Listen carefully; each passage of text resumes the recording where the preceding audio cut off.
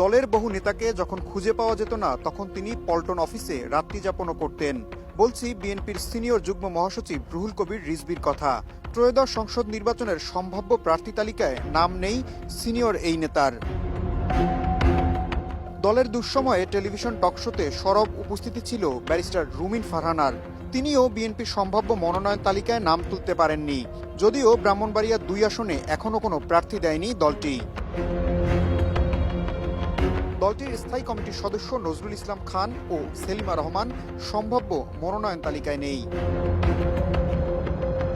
BNP চেয়ারপারসনের উপদেষ্টা আব্দুস সালাম, যুগ্ম মহাসচিব মোয়াজ্জেম হোসেন আলাল, হাবিবুন নবী খান সোহেল ও আসলাম চৌধুরী মনোনয়ন বঞ্চিত হয়েছেন। অ্যাডভোকেট জয়নাল আবিদিনও প্রার্থী তালিকায় নেই।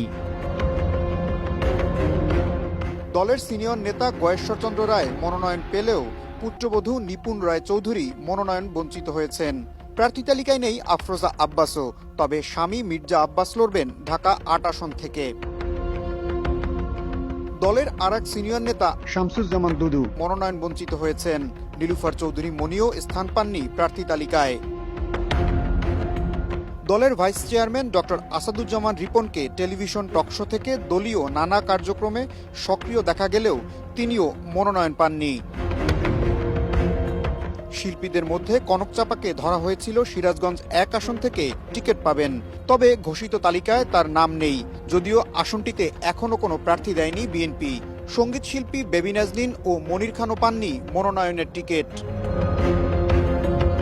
হেলেন জেরিন খান, রেহান আক্তার রানু, ব্যারিস্টার নাসির উদ্দিন অসীমও পাননি দলের মনোনয়ন।